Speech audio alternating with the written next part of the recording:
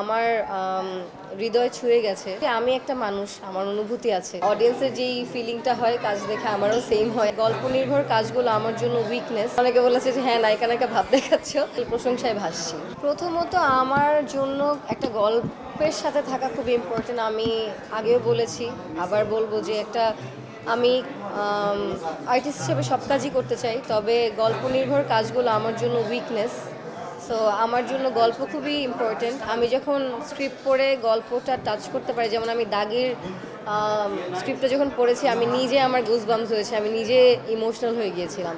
So আমার মনে হচ্ছে যে আমি একটা মানুষ, আমার অনুভূতি আছে সেখানে, যেহেতু আমার হৃদয় ছুঁয়ে গেছে গল্পটা, তো সেটা আসলে দর্শকরাও মানুষ, তাদেরও হৃদয়ে ছুঁয়ে যাবে। এবং আমার চরিত্রটা আমার কাছে নিজের কাছেই খুবই আছে না, মনে হচ্ছে আহারে এই চরিত্রটা আমি করতে চাই।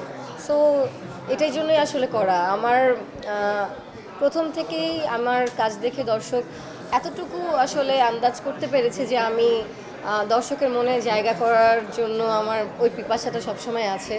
এবং আমি যেই কাজই করব আমি চেষ্টা করব যে দর্শক যাতে রিলেট করতে পারে, ফিল করতে পারে, এবং আমি আমার ক্যারেক্টারটা বিলিভেবলভাবে পোর্ট্রে করতে পারি। সো আমার জন্য গল্প খুবই ইম্পর্ট্যান্ট। আমি সবসময় চেষ্টা করব সুন্দর গল্পেই কাজ করার, বাট সব টাইপের আর্টিস্ট হিসাবে সব টাইপের কাজই করতে চাই। বাট বললাম তো, এটা আমার উইকনেস। সো এরকম কাজে হয়তো আমাকে বেশি দেখা যাবে। আমার হাতে আলহামদুলিল্লাহ বেশ কিছু ভালো ভালো ভালো গল্পের প্রজেক্ট হাতে আছে। কাজগুলো শেষ করে অবশ্যই আমি নিজেই চাইবো আপনাদের কাছে, আপনাদেরকে ডেকে সবাইকে জানাতে। কারণ হচ্ছে কাজগুলো খুব কষ্ট করে করছি, মন দিয়ে করছি, দর্শকের জন্যই করছি, যাতে সবাই দেখে।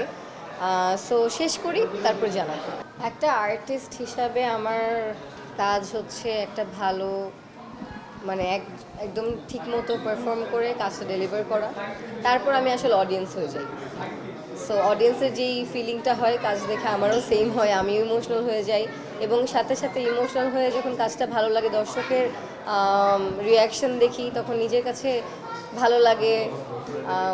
তাদের কান্না পেলে আমারও খুশিতে কান্না পায়।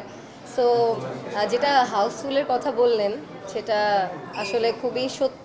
কারণ আমার ফ্যামিলির নডরের পর থেকে আমার ফ্যামিলি আমার সিনেমা দেখা শুরু করেছে। খালি আমার সিনেমা না, বাংলা সিনেমা দেখা শুরু করেছে।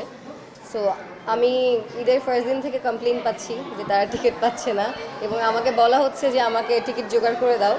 এটা একদিক দিয়ে ভালো, তবে বকাও খাচ্ছি, যেহেতু ফ্যামিলির সবাই অনেক সিনিয়র, তারা বিশ্বাস করতে চাচ্ছে না যে আমি টিকিট অ্যারেঞ্জ করে দিতে পারছি না। সবাইকে একই কথা বলেছি যে আজকে কালকে না পেলে পরের দিন ট্রাই করতে থাকো, নিজের মতো করে যে হলে মুভিটা দেখো এবং আমাদেরকে জানাও কেমন লাগলো। তখন অনেকে বলেছে যে হ্যাঁ, নায়িকা নায়িকা ভাব দেখাচ্ছ, কিন্তু আমাদের আসলে কিছু করার নাই। আলহামদুলিল্লাহ হাউসফুল যাচ্ছে, দোয়া করি এইভাবেই হাউসফুল যাক। এবং ঈদের সময় সিনেমা, এটা আমার ফার্স্ট ঈদের সিনেমা রিলিজ পেয়েছে, সবাই দেখছে, প্রশংসা করছে, আসলে প্রশংসায় ভাসছি। আমার আসলে খুবই ইচ্ছা ছিল সব সিনেমার দেখার, বাট একটা আনফর্চুনেট ঘটনা ঘটেছে। আমার মা সিঁড়ি থেকে পড়ে তার পা ভেঙে ফেলেছে। সো বাসার এখন আসলে টাইম দিতে হচ্ছে বেশি। আমি এখনও বাকি সিনেমা দেখার সুযোগ পাইনি। তবে আম্মু একটু ঠিকঠাক হলে হেল্পিং হ্যান্ড বাসায় আসলে আমি হয়তো আম্মুকে রেখে তারপর আমি হলে যে সিনেমাগুলো দেখতে পারবো। সো তখন জানাতে পারবো।